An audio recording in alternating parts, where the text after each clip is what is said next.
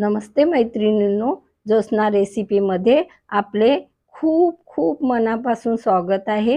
आज आपण आंब्याचा शिरा कसा बनवायचा ते बघणार आहोत। अगदी मऊ लुसलुसीत असा आणि बनवायला सोपी, तोंडात असा अगदी विरघळून जातो टाकल्याबरोबर, इतका छान बनतो ना।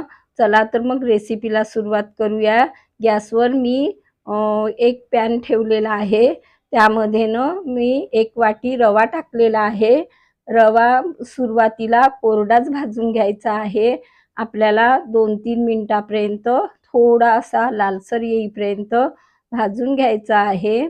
या पद्धतीने तुम्ही शिरा बनवाल ना तर खरंच खूप छान बनतो। प्रमाण अगदी बरोबर मी दाखविलेलं आहे। या प्रमाणात बनवाल ना तर खूप छान बनतो। बघा मी आता असं भाजून घेतलेलं आहे। थोडं भाजत आलं। आता 1 वाटी मी असं 1 वाटीला थोडं कमी होतं तूप, तेवढं घेतलेलं आहे। थोडी अशी मध्ये जागा करून घ्यायची आणि सुरुवातीला मी थोडं म्हणजे त्या अर्धं तूप टाकलेलं आहे वाटीतलं आणि थोडं ठेवलेलं आहे। आता हे छान या तुपामध्ये परतवून घ्यायचं आहे। बघा हे व्यवस्थित आपल्याला म्हणजे असं भाजून घ्यायचं आहे। बघा अशा पद्धतीने भाजत आलं। त्यानंतर मी उरलेलं पूर्ण तूप टाकून घेतलेलं आहे आणि याला छान असं मस्त रवा फुलेपर्यंत असं छान भाजून घ्यायचं आहे। रवानं असा छान फुलल्यासारखा होतो। बघा या पद्धतीने मी असं छान असं शिजवून घेतलेलं आहे। बघा रवा छान फुगलेला आहे आणि दाणे-दाणे असे वेगळे दिसतात। या पद्धतीने आता मी ना 2 वाट्या दूध आणि 1 वाटी पाणी असं 3 वाट्या गरम करून घेतलेलं आहे। सुरुवातीला थोडं दूध टाकायचं आहे आणि गुठळ्या मोडून घ्यायच्या आहे।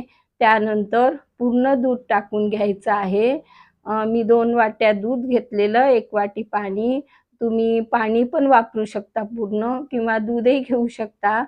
तर बघा या पद्धतीने मिक्स करायचं आहे। म्हणजे बघा गुठळ्या बनत नाही। सुरुवातीला थोडं कमी टाकायचं, नंतर पूर्ण टाकून घेतलेलं आहे।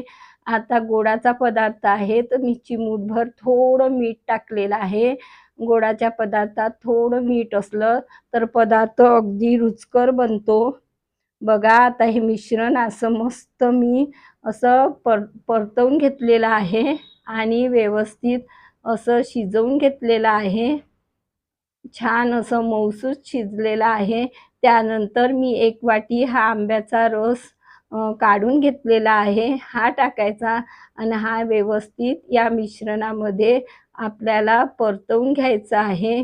मस्त असं गॅसची फ्लेमनं मंदच ठेवायची, मंद हीटवरच व्यवस्थित आता हा म्हणजे तयार होतो।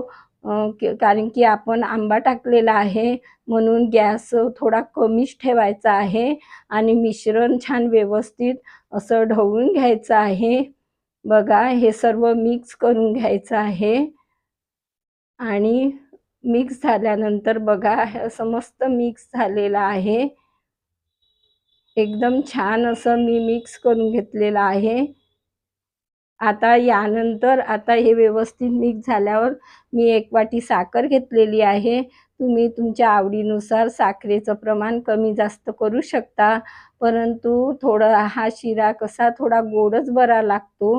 आंबट असतं, गोड असतं तर खूप छान तयार होतो हा।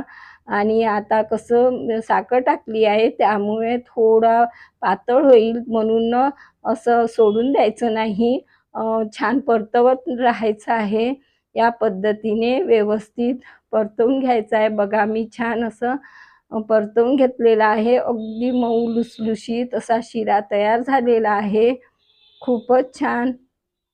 आता मी ना इथे काजूचं असं पावडर करून ठेवत असते, ते टाकून घेतलेलं आहे।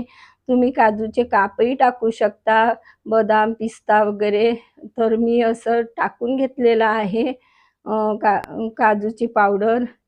बघा आणि छान असं परतवून घ्यायचं आहे। मस्त असा शिरा तयार झालेला आहे बघा एकदम आणि थोडं 2 मिनिटं असं परतवून घेतलेलं आहे। काजूची पावडर छान यात मिक्स झालेली आहे। बघा मस्त असा आपला गरमागरम आंब्याचा शिरा तयार झालेला आहे. मी काजूचे कापणी त्याला म्हणजे व्यवस्थित सजवून घेतलेला आहे. बघा खूपच छान. कशी वाटली तुम्हाला माझी पद्धत? नक्की ट्राय करा आणि कमेंट्स करून कळवा. पुन्हा भेटू नवीन व्हिडिओसोबत. धन्यवाद.